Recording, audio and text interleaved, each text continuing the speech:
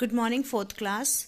So, today is your EVS class, and we are going to start with a new chapter, that is chapter number 29. This is the last chapter of your EVS book. So, this unit name is public property. So, why we are doing this chapter and leaving the other chapters is that the chapter which I was supposed to do with you is about maps and water resources and water cycles. So for those chapter I need to be in the class, and I need to explain those chapters in the class with some experiments and by showing the actual maps to you. So we'll be doing it in the class once the physical school resumes back. Hope so it will start next week. So we'll be doing those chapter in the class. So for today's class, let us start with a new chapter, that is caring for public property. So this chapter is simple, and it doesn't need any kind of experiments in this. So we can do it on phone.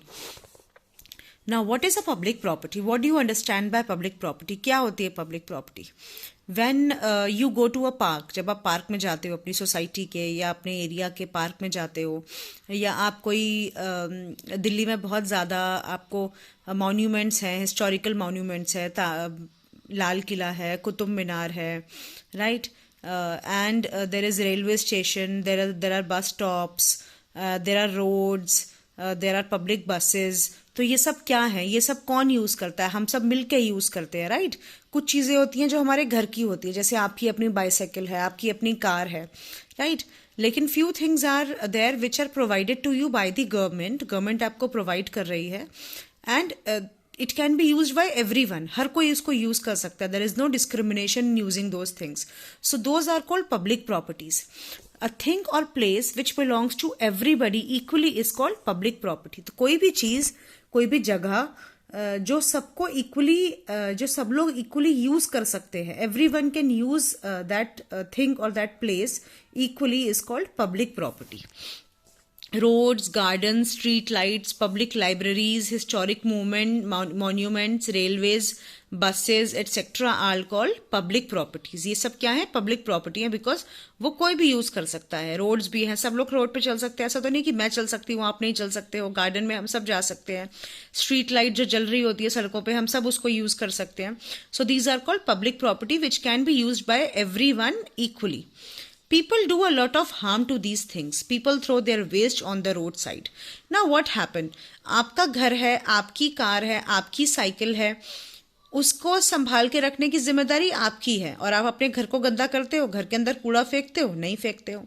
लेकिन जब हम घर से बाहर निकलते हैं, सड़कों पे जाते हैं, तो क्या करते हैं? वहाँ कूड़ा फेंक देते हैं, उनको गंदा कर देते हैं सड़कों को. हम we litter things on the road, right? We do littering when we are in a bus. हम बस में गंदा कर देते हैं, बस को गंदा कर देते हैं.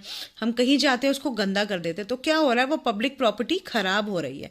उस पब्लिक प्रॉपर्टी को क्लीन रखने की जिम्मेदारी किसकी है? हम सबकी है. We all are responsible to keep those things well and clean, because we have to use them at the and.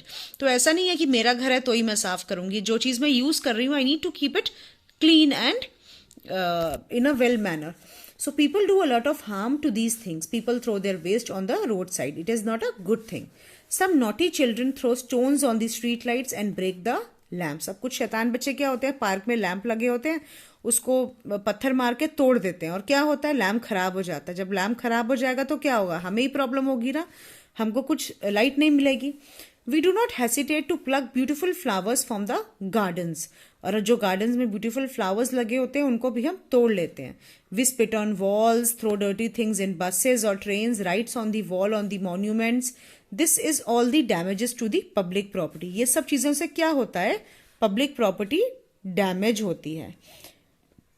Youngsters and children should understand that we pay for all these things in form of taxes. अब government जो है वो buses कैसे चलाती है, government जो है वो ट्रेन सब कैसे चलाती है, गवर्नमेंट स्ट्रीट लाइट कैसे देती है, रोड्स कैसे बनाती है, गवर्नमेंट के पास पैसा कहाँ से आता है? From where does the government gets money to build all these things? The government gets money from us only. We earn and then we pay taxes. Just ask your parents, जब वो अगर earn करते हैं तो वो tax देते हैं. अगर हम कोई सामान मार्केट से खरीद रहे हैं तो उसमें भी एक टैक्स का अमाउंट है जो हम पे करते हैं. सो गवर्नमेंट के पास ये सब बनाने का मनी कहाँ से आता है? हमारे पास से आता है। इसका मतलब ये सब चीजों का पैसा हम दे रहे हैं, टैक्सेस हम दे रहे हैं। तो क्या कर रहे हैं हम? अपनी ही चीजों को खराब कर रहे हैं। So when we damage these things, we are just wasting our own money. All these things are for our comfort. They all belong to us. So we should look after them, keeping them clean and should not damage them. So now you understand, ये जो public property है ये सब कहाँ से आती है? सब हमारे पैसे से आती है। गवर्नमेंट हमसे टैक्स के थ्रू मनी लेती है और फिर उससे वो सब चीजें बनाती है। तो अगर हम इन सब चीजों को खराब करेंगे तो हम अपना ही मनी वेस्ट कर रहे हैं।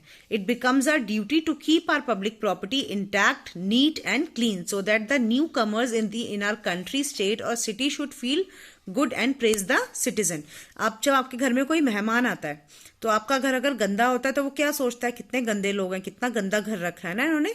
ऐसे ही आपकी कंट्री में, आपके सिटी में कोई बाहर से आएगा, कोई फॉरेनर आपके कंट्री में आएगा, आपकी सिटी, आपके स्टेट में आएगा और देखेगा कि आपने अपने सिटी को, अपने स्टेट को कितना गंदा रखा हुआ है, तो वो क्या सोचेगा आपके बारे में?